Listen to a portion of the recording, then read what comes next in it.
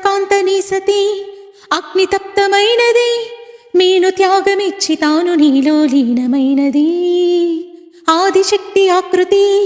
అత్రిజాత పార్వతి స్థాణువైన ప్రాణధవుని చెంతకు చేరుకున్నది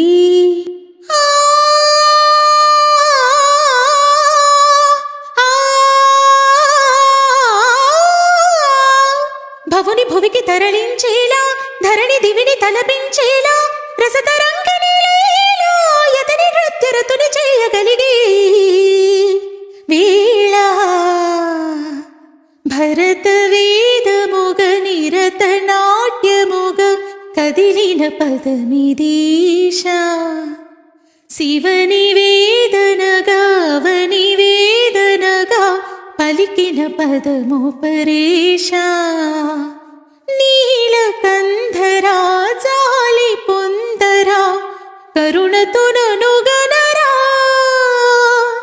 నీలకందరా శైల మందిరా మురవిని బదులు